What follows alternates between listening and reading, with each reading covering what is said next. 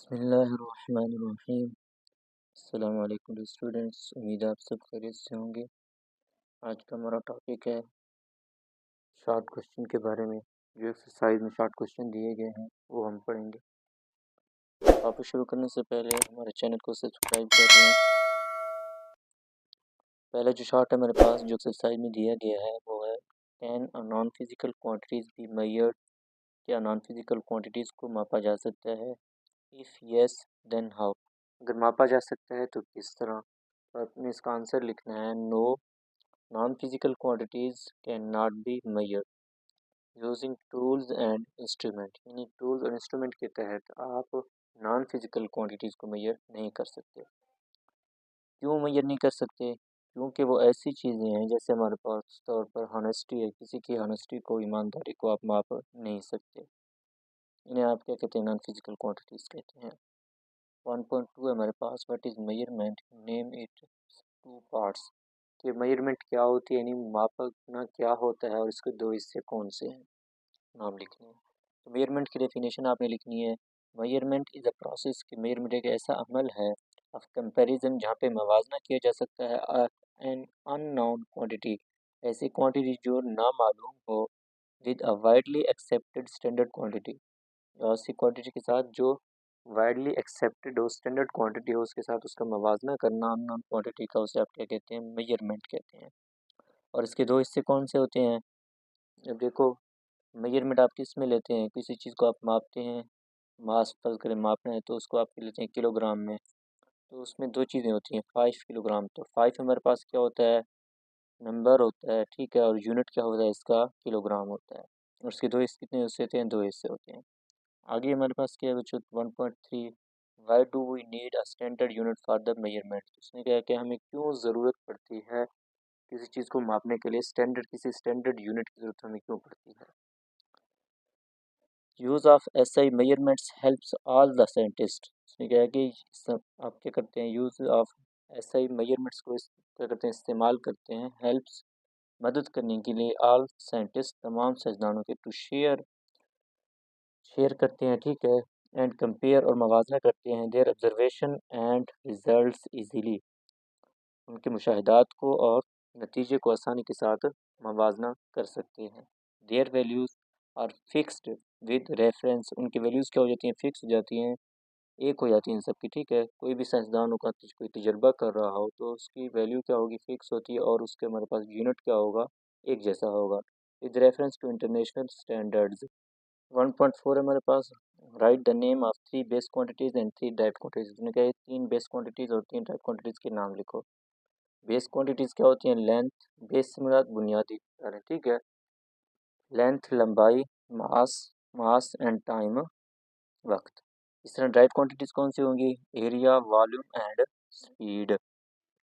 इसमें आप और भी 3 बेस क्वांटिटीज़ लिख सकते हैं, ठीक है। और ड्राइव क्वांटिटीज़ भी और लिख सकते हैं जो आपको आसानी से याद हो जाए, ज़रूरी नहीं है कि ये 3 लिखने हो, ठीक है। 1.5 में मेरे पास क्या है? Which S I units will you use to express the height of your disc.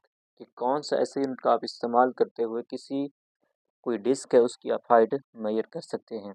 ऐसा यूनिट वो use to express the height of disc two is metre. इसका इस्तेमाल करेंगे आप?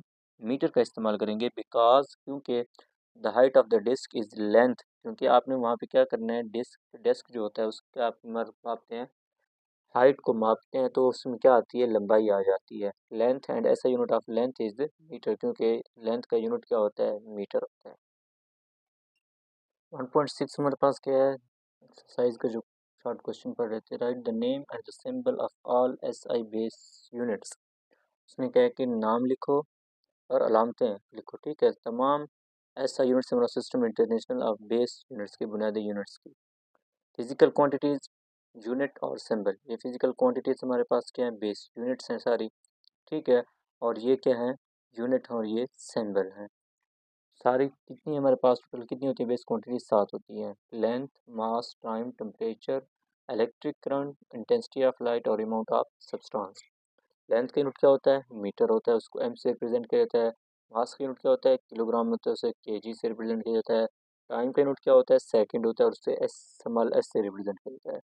टेम्परेचर का यूनिट क्या होता है? केल्विन होता है, और कैपिटल के से रिप्रेजेंट किया जाता है। इलेक्ट्रिक करंट का यूनिट क्या होता है? एम्पेयर होता है और इसे ए से रिप्रेजेंट किया जाता है। और इस तरह इंटेंसिटी ऑफ लाइट का क्या होता है? कैंडेला होता है और इसे सी डी से रिप्रेजेंट किया जाता है। अमाउंट ऑफ सब्सटेंस का मोल और इसे एम ओ एल से रिप्रेजेंट किया जाता है।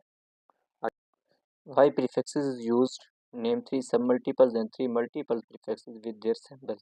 प्रीफिक्सेस क्यों इस्तेमाल किए जाते हैं और उसके 3 सब मल्टीपल्स लिखने हैं जिनकी पावर 10⁻⁻ माइनस में होगी वो लिखनी है, और मल्टीपल से मुराद ऐसी पावर जिनकी हमारे पास क्या हो, पावर प्लस में हो, विद देयर सिंबल उनकी अलामतें भी लिखनी है। प्रीफिक्सेस को इस्तेमाल क्यों किया जाता है, पहले आपने ये आंसर देना है। Prefixes are use to write, हम लिखते हैं किस लिए? बिग क्वांटिटीज, बड़ी मिकदारों को, एंड स्मॉल क्वांटिटीज और छोटी मिकदारों को, मोर सिंपली, आसानी के साथ, ठीक है, बाय पावर ऑफ 10, 10 की पावर समथिंग में लिखते हैं उसे। आप क्यों इसलिए इस्तेमाल किए जाते हैं कि बड़ी मिकदार आ जाए, ठीक है, फ़र्ज़ करें आगे एग्जांपल दी गई है, देखिए 5 के साथ कितने जीरो हैं? 7 जीरो है, तो ये बड़ी मिकदार होगी, इसको पढ़ना आपके लिए डिफ़िकल्ट होगा, ठीक है, बिग क्वांटिटीज़ है, तो इसे आप लिख सकते हैं 5 × 10⁻⁷ मीटर। सिमिलरली अगर इस तरह आ जाए, कोई अदद इशारिया में आ जाए, ठीक है, ये कितने हमारे पास 4 जीरो हैं, जिसे आप किस तरह लिख सकते हैं? 4 × 10⁻⁻⁵।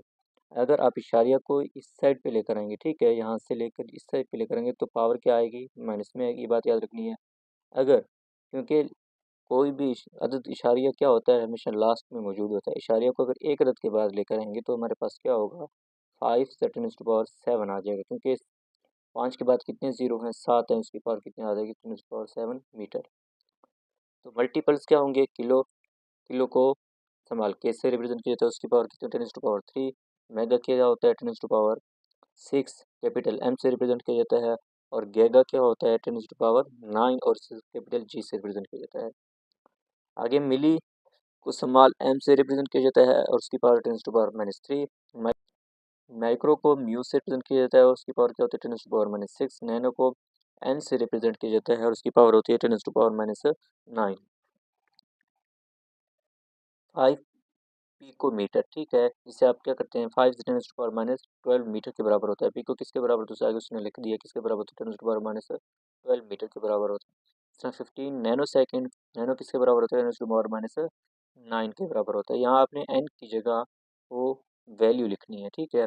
6 माइक्रोमीटर, माइक्रो किसके बराबर होता है? 10⁻6 के बराबर होता है। और एफ, एस से मुराद फेमटो, वो किसके बराबर होता है? 10⁻15 के बराबर होते हैं। ये आपने वैल्यू लिखनी है, 10⁻15 सेकेंड। आगे बच्चों हमारे पास है, for what purpose vernier calliper is used. इसमें क्या है कि किस मकसद के लिए आप वर्नियर कैलिपर्स का इस्तेमाल करते हैं, किस मकसद के लिए इस्तेमाल किया जाता है? नेम इट्स 2 मेन पार्ट्स, उसके 2 मेन पार्ट्स लिखें। How is the least count found, किस तरह लीस्ट काउंट को मालूम किया जा सकता है? और चौथी चीज़ में उसने क्या कहा है? What is mean by zero error, उसका ज़ीरो एरर कितना होगा? सो आसान है, सबसे पहले आपने किस मकसद के लिए इस्तेमाल करते हैं, ये वर्नियर कैलिपर्स का आपने इस्तेमाल लिखना है, ठीक है। It is an instrument use to measure, कि एक ऐसा इंस्ट्रूमेंट है जिसको मैयर करने के लिए इस्तेमाल किया जाता है, मापने के लिए इस्तेमाल किया जाता है। किस चीज़ को? स्मॉल लेंथ, छोटी लंबाइयों को। Down of 1/10 of the millimetre, यानी 1 का 10वां हिस्सा हो जो कि मिलीमीटर में हो, उसके मुअय्यन करने के लिए आपको वर्नियर कैलिपर्स का इस्तेमाल किया जा सकता है, ठीक है। It can be used to measure the, और इसको और जगह भी इस्तेमाल कर सकते हैं, ठीक है, द थिकनेस, डायमीटर, विड्थ और डेप्थ ऑफ एन ऑब्जेक्ट। किसी चीज़ के आपने थिकनेस मालूम करनी हो, डायमीटर मालूम करना हो, विड्थ मालूम करनी हो और डेप्थ, गहराई मालूम करनी हो, तो उस मकसद के लिए भी आप वर्नियर कैलिपर्स का इस्तेमाल करते हैं। पार्ट्स कितने हैं? There are the two scales on it there. कौन कौन से दो स्केल होते हैं? मेन स्केल और वर्नियर स्केल। मेन स्केल क्या होता है? Main scale which has marking of 1 millimetre each. Main scale पर मार्किंग कितनी की जाती है? 1 मिलीमीटर तक की जाती है। वर्नियर स्केल यानी स्लाइडिंग स्केल पर कितनी की जाती है? 9 मिलीमीटर तक की जाती है। और इसे कितने हिस्सों में तकसीम किया जाता है? 10 इक्वल पार्ट्स में तकसीम किया जाता है। हर हिस्से को 10 बराबर हिस्सों में तकसीम किया जाता है। लीस्ट काउंट की डेफिनेशन पूछिए आगे। लीस्ट काउंट को किस तरह मालूम किया जा सकता है कि आप main scale division, main scale division में से आप क्या करेंगे? वर्नियर स्केल डिवीजन को माइनस करेंगे। इस तरह वर्नियर स्केल किस तरह निकाल सकते हैं आप? 9/10, तो क्या आएगा? 0.9 मिलीमीटर। इससे आप कर सकते हैं कि इक्वल पार्ट्स, अब देखो लीस्ट काउंट किस तरह मालूम कर, जैसे least count of the vernier scale is the difference between, किसके दरमियान फर्क होगा, one main scale division and one vernier scale division. Least count क्या होती है, one main scale division minus one vernier scale division, यानी 1 मिलीमीटर से आपने किसको माइनस करना है, 0.9 मिलीमीटर को माइनस करना है, वो कितना आ जाएगा, 0.1 मिलीमीटर आ जाएगा। ज़ीरो एरर क्या होता है, on joining the jaws of the, दो जॉज होते हैं, ठीक है, आप वर्नियर कैलिपर्स का जॉज होगा, ठीक है, if the zero of the main scale, के ज़ीरो की जो मेन स्केल पे जो ज़ीरो होगी वो वर्नियर स्केल की ज़ीरो लाइन के साथ ना मिले, टू नॉट एग्जैक्टली कॉन्साइड, ना मिले, ठीक है, विद ईच अदर, दोनों आपस में ना मिले। इसका मतलब क्या है कि zero of the main scale और वर्नियर स्केल की ज़ीरो कॉन्साइड्स ना करे विद ईच अदर, एक दूसरे के साथ, then there is an error is the instrument is called zero error. से एरर को क्या कहते हैं, वहाँ पे कितना होगा, ज़ीरो एरर होगा। 1.10 है state least count. Least count क्या है होता है, ठीक है, दोबारा उसने पूछ लिया है। वर्नियर स्केल की रीडिंग किस तरह मालूम की सकती है, शोन इन द फिगर, उसने शक्ल में दिखाया गया है, and hence find the length, और वहाँ पे लंबाई आपने मालूम करनी है। तो ये हमारे पास शॉर्ट क्वेश्चन स्किप किया गया है रिवाइज क्वेश्चन में, जस्ट देख लेते हैं, ठीक है। Least count of the vernier callipers is the difference between, वही बात हो रही है कि किसके दरमियान फ़र्क है, वन मेन स्केल डिवीजन और वन वर्नियर स्केल के दरमियान फ़र्क को आप क्या कहते हैं, लीस्ट काउंट कहते हैं। ये least count is equal to one main scale division minus one vernier scale division. Main scale division कितना होता है, 1 मिलीमीटर में से 0.9 को क्या माइनस करेंगे तो कितना आएगा, 0.1 मिलीमीटर आएगा। वन स्केल रीडिंग, तो रीडिंग आपने देखनी है कि कौन सी लाइन मिल रही है मेन स्केल और वन स्केल की। तो जो फिफ्थ लाइन है वही देख लें, फिफ्थ लाइन क्या कर रही है, मिल रही है, अपने बुक्स में आपने देख लेना है। फिफ्थ लाइन क्या कर रही है, कॉन्साइड्स कर रही है मेन स्केल और वन स्केल की, तो उससे आपने रीडिंग लेनी है, ठीक है। और उसको आपने मल्टीप्लाई करवाना है 0.1 मिलीमीटर के साथ या 0.01 सेंटीमीटर के साथ, ठीक है, 0.01 सेंटीमीटर के साथ मल्टीप्लाई करूँ तो क्या आ जाएगा, 0.05 सेंटीमीटर।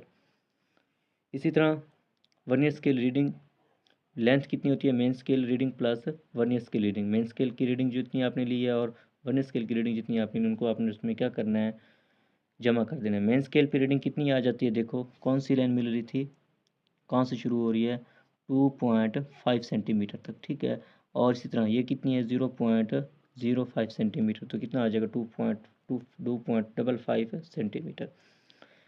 लास्ट है मेरे पास 1.11 which reading out of the A B C as shown in the correct length and Y. अब देखो इस एंगल से देखोगे तो आपको सही नज़र नहीं आएगा, ठीक, क्योंकि 5.9 आ रहा है, और इस एंगल से देखो तो भी 6.1 सेंटीमीटर, लेकिन जगह एक ही है। तो आप बिल्कुल अमूदन देखोगे, वर्टिकल देखोगे, फिर आपको 6 सही नज़र आ जाएगा। वो कितनी है हमारे पास, 6 सेंटीमीटर है। 6 centimetre is the correct reading.